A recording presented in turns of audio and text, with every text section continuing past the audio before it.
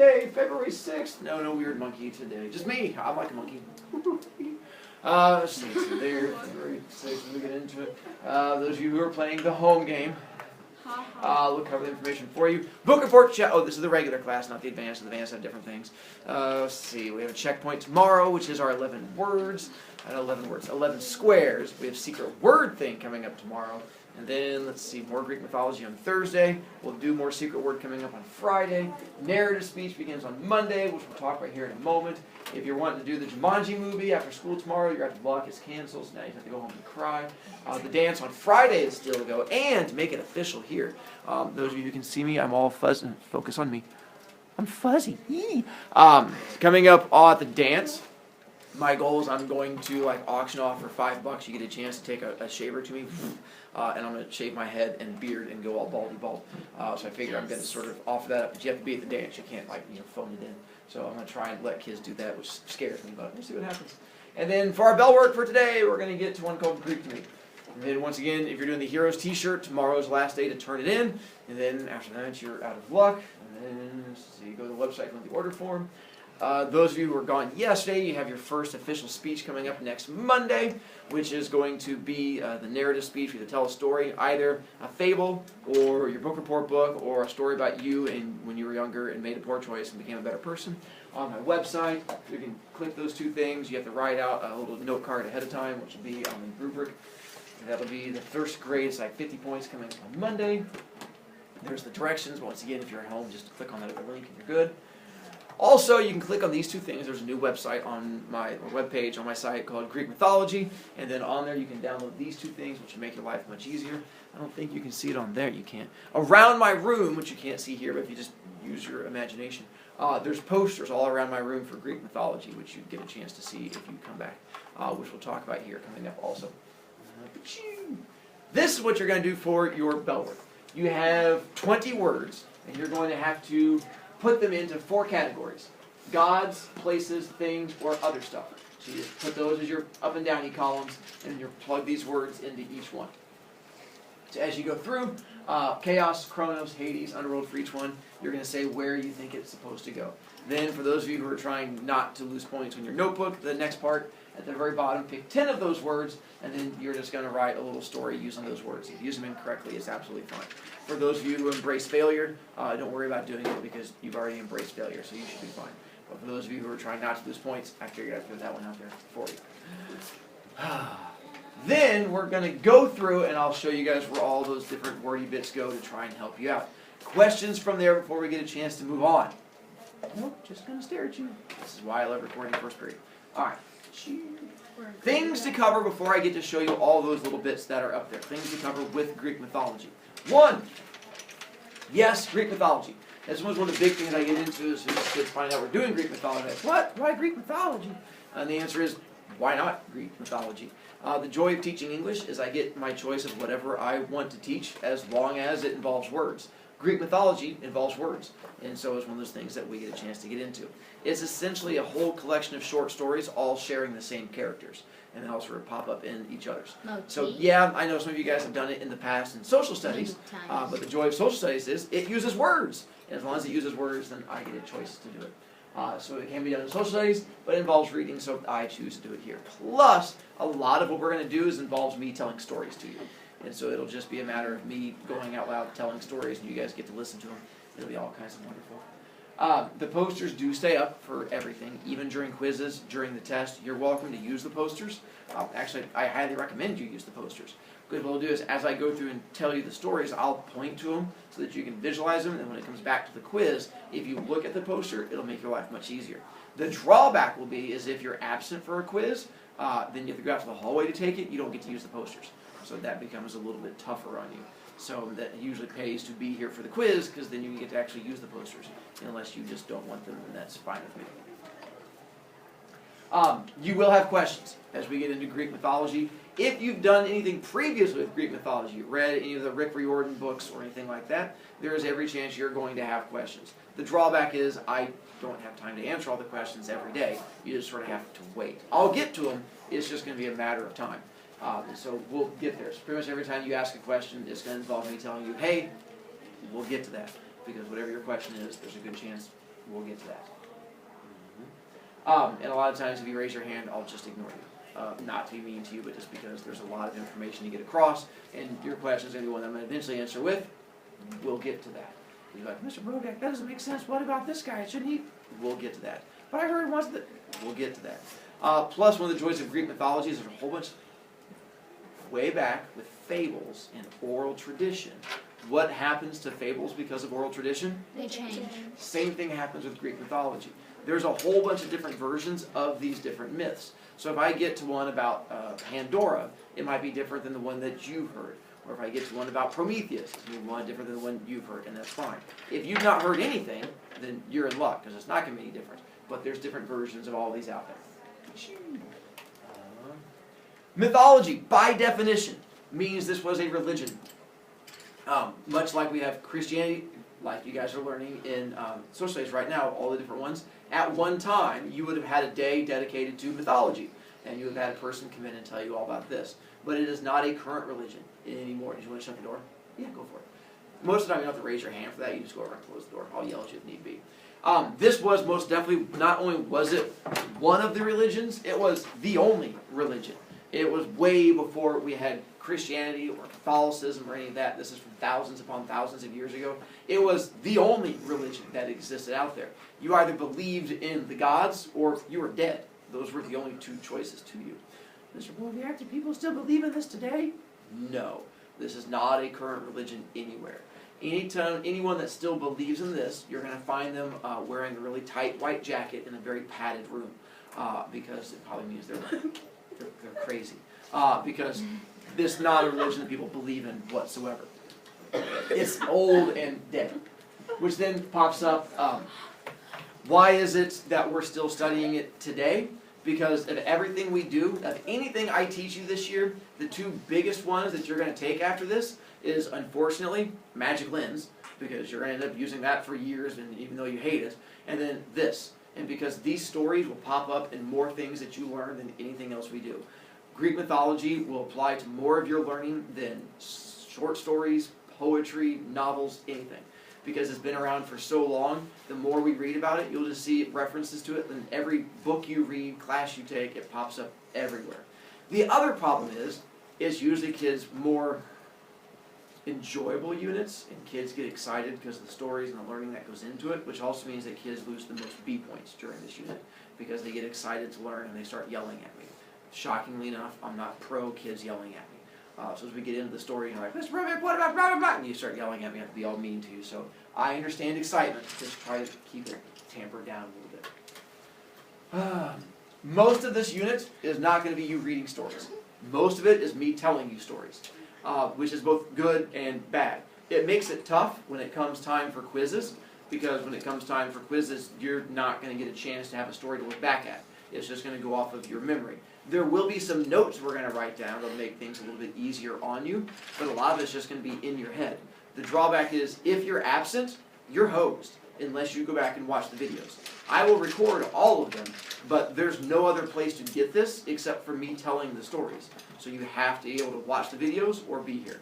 Or be here and then just sleep through class, and then you'll just have other issues. That's pretty much it. Quick question to you guys. How many of you have some experience with Greek mythology, either from reading books or from a previous class, or something where at least some of these names seem somewhat familiar to you? I took it in class in 5th grade. Then my other question is, great, put your hands down again. Raise your hand if this is completely brand new and you have no idea about any of this and you think I'm probably crazy for bringing it up in the first place. Hey, things have changed a little bit, that's fine. So if you have, I know we've had the big upsurgence with the whole Percy Jackson and things like that, which really helped crack it. Before those books came out, kids, the only experience they had with this was the Hercules movie, the cartoon from Disney. The problem that you're going to have with the Hercules movie especially is that it's a Disney movie, and Disney took all the facts of Hercules and went, phew, and threw it out the window. Almost everything in that movie is either wrong, made up, or a lie. The only thing that's really true from that movie is the names. They used all the real names, but that's about it. Because in Hercules, if you remember from the cartoon, who's the bad guy in the movie? Hades. Hades is not a bad guy in Greek mythology. Hades is a good guy. Hades is actually friends with Hercules, and they hang out and play poker on the weekends. The bad guy in that story is actually Hera, and Hera is the one that keeps trying to kill Hercules the entire time. But that's his mother. She's not his mother. It's because her husband was friendly with another girl, and she tries to get revenge. But that's the story for another day. So pretty much everything in that movie was completely wrong except for the names. It was almost like I had you guys take these things and say, write your own story using these words, and then Disney went, let's make a movie, and just went from there. And that's pretty much as close as it gets. The Rick Riordan ones are a little bit closer, but as we get into the actual stories, you'll see that even some of his stuff, he was very creative and went different directions with it. Owen? Then there was this one book it was just like a big yellow book, and it was like the loose myths or something. Yeah. It was like, I had to read that all over. Those are actually not bad. Those are actually closer to the actual mythologies. It was horrible. Never mind, it was awful. I apologize. Shaw! So is like the lightning thief, is that made up too? Not as much. That's Rick Riordan, and that's closer. He at least focused a bit more, but some of his are still going to be a little bit off. So let's do Yeezy's my last one. I'm moving on. The Yeez. Do we get to watch any of those movies? Yeah, it's called Netflix. You go home, all the free time that you want. Oh no, we're doing learning. I don't do movies. Sorry. I'm not halfway. It's awful of me, I know. I keep focusing on this learning thing. It's going to pass over eventually. All right, our first one, chaos. I'll have you raise your hand. So figure out where you put it. Now, if you put it in gods, raise your hand. Places, things, other stuff. All right. Now, when I show you the actual place it goes, all I want you to do is just draw an arrow. So if you want to erase and move, you can. That's a lot of work. What I would say is if you put it in the wrong spot for any of these, just circle it and then draw an arrow to where it's supposed to be. The reason being, you can use this when it comes time for a quiz, and if you put it into the correct spot, it'll make your life easier. But if you hate yourself, then just ignore it and leave it where it's supposed to be. I start off with an easy one. Chaos can go in all four spots, because chaos goes in any of them. It can be a god, a place, a thing, or other stuff, which I'll explain here in a moment. What I get to do here is give you a little blurby background on how all this begins. If you look up yonder to this little poster, this is a family tree. If you look on the, I think the iPad version too, the very beginning, the top one, I think it also starts off with chaos up there. And so chaos is, here's how Greek mythology works, how they believe things started off. It did not start with gods, it did not start with Earth. Greek mythology began bajillions of years ago. And the very first thing to exist was a swirling ball of blackness called chaos. And chaos just swirled, and it was just chaotic. But it's hard to imagine a swirling ball of chaos. So the best way to imagine it is a swirling ball of giant chocolate pudding. That's the only thing that exists. It's just chocolate pudding going pudding, pudding, pudding, pudding, pudding. And it just swirled. And this chaos existed for, we don't know, they hadn't invented watches yet. But for a long time, it was just chaos swirling around. And eventually, chaos gets bored, and chaos splits to form the very first two beings, Mother Earth and Father Sky, Uranus and Gaia. So chaos goes, swirl, swirl. Ooh, you guys have done the science thing, the amoebas. Don't the amoebas do the whole splitty thing? Yeah. That's what chaos did. It was like the first amoeba, but it was pudding. And it went, pudding, and separated to form Earth and Sky. And because chaos forms Earth and Sky, and Earth and Sky make all the gods, technically, chaos is a god because it created the gods. It's a place because it created the earth and sky. It's a thing because it's pudding. And it's other stuff because chaos. So wherever you want to put it would work. So the first one you can't get wrong. Congratulations. So chaos was just the swirling ball of pudding, the first thing to exist out there. Chronos. Raise your hand if you say God, place, thing, other stuff. For those of you who paid attention to your Rick Riordan Lightning Thief, Chronos Is a god. is a god. He's a titan. He is a titan, which we'll get to. Also, those of you who used the little thing on the iPad, it also told you on there that Chronos was a god. Or you could have used the poster, and Chronos is right over here. There's a picture of Chronos. I know that. I try to put posters all over the place. Chronos is also over there on that poster. Chronos is also over here on this poster. Chronos right there. And so Chronos is in all those different locations. He was one of the very first gods. Up here, the one that's above Dombert, who's in a good seat for today. He's the one here, it looks like he's wearing a cheerleading skirt. because apparently they were very fashion forward back then. You could wear whatever you wanted. They were very open. It also looks like he's getting ready to go golfing with these little people. That's not golfing. It was this giant scythe, which is something we're going to get to too. It's a weapon he used to kill his father because parents. And so he was using it to chop down humans because killing humans is almost as good as killing your dad. Well, what is And so, can't talk, don't make me stab you already, I know. But I want to start losing points already. It's okay, we all have issues. And so that's Kronos up there. Mr. Brovicast, it's spelled differently? Correct again. You'll notice in multiple locations it has different spellings. Cronus, Chronus, Chron. The reason being is because that whole oral tradition thing, they didn't write the names down, they just said them out loud. So I would tell you Kronos and say write it down, and how you wrote down Kronos was different than how someone else wrote down Kronos. But which one's the right spelling? All of them. So this is pretty open. It's one of the joys of Greek mythology is you can't really spell it wrong. The only way you spell it wrong is if I say, what's the answer, and it's Kronos, and you put down Zeus, that's Zeus. That's a whole different god. But as long as you get close with Kronos, then you should be fine. And so Kronos was one of the first gods that was out there. Let's go to Hades. You put Hades in gods, places, things, other stuff. Mr. Brovicast, I don't know much, but I know this one. Technically, Hades goes in two places. Hades is both a god And a place. and a place. And So you can put it in both the god and the place both. It's almost, ooh, what was I going to say? When you ask the question, it is, we're going to get to that. Mr. Brovicast, I want to learn everything right now. Oh, that's how it works. Hades is both a god and a place. He's Dompert once again in a great location. Above Hades, he's right up above Hades. Above Dompert, not Hades. Above Dompert is Hades. They're different people. He smiles a lot more. Hades is the one that's going to be right up there. Hades was not evil in Greek mythology. Hades was antisocial. Hades was the shy, quiet kid that sat in the back room and just didn't want to talk to people. And if you can imagine, shy, quiet kid that doesn't want to talk to people, but you keep bugging him and poking him, he's like, talk to me, talk to me, talk to me, what's wrong with you, talk to me, talk to me. And you're like, leave me alone! And they lash out at you. That was Hades. He would eventually get mad because people kept like, hey, Hades, what's going on? Hey, Hades, come hang out. And he'd eventually lash out and do something mean like, oh, you're evil. He's like, no, just leave me alone.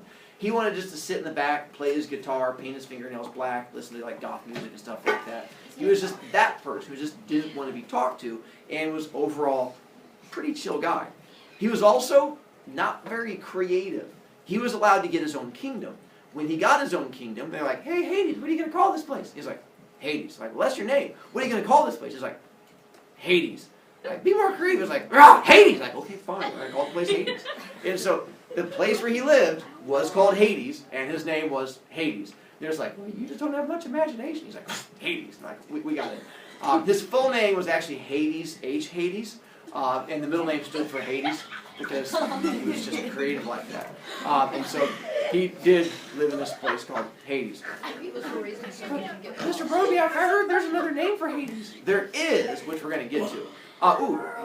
We'll go ahead and touch on it also, which we'll get to later on. Hell, completely different thing. That's a Christian term, is the whole idea of hell with the whole burning and stabbing and little like fire imps and things like that. In Greek mythology, Hades, the place, not the person, but the place was just like the person. It was just cold and dark and boring. It was just a giant cave with people walking around going, hey, I'm really bored. I'm like, I'm really bored. Are you bored? I'm bored too. Okay. And that's what you did. You walked around. There was no torturing. There was no fire. There was no death. You just sort of hung out down there, and that was it. The whole idea of hell, the idea of the Christian with the burning and the devil and the evil things, that came much, much later. According to the Greeks, everyone goes down to Hades when you die. Whether you were the best person in the world and you went around saving babies, you're like, I caught 5 babies that fell from a building. You would go down to Hades. If you were awful and you're like, I tossed 5 babies out of buildings, you would still go to Hades. And both of you, when you died, go to the same place. Like, didn't you throw babies out of buildings? Like, yeah, I caught those babies. And you'd hang out together. And so in Greek mythology, everyone went down to Hades. It's just where you go when you die. So what you Underworld. Gods, places, things, other stuff. Good job, those.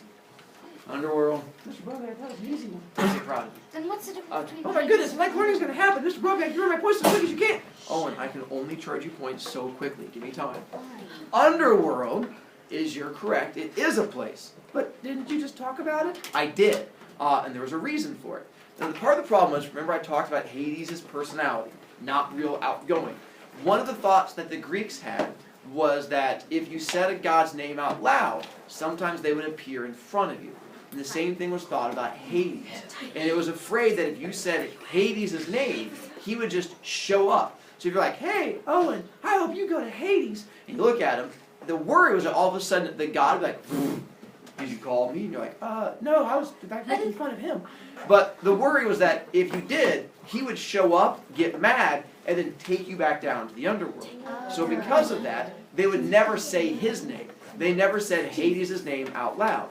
They'd always call him the dark god, or the rich god, or the god that lost points for packing everything on top of his desk while the teacher was still talking. Any number of different gods along those lines. Along those same lines, you would never refer to the place he lived in as Hades. That's why I would never say, oh, and I hope you go to Hades, because then the god would show up. Instead, you would say, I hope you go to the world down there, the underworld. And eventually it just sort of stuck, and he became the underworld. If you guys have ever done the Bloody Mary, we go into the bathroom, we turn on the like, Bloody Mary, Bloody. It was thought that Hades was the same way, but without a mirror, and you would just like, Hades, Hades, and he would show up. That's where we'll stop for today. Thursday, we get to pick up with more stories and find out how we get to kill Owen and where he's going to spend the future.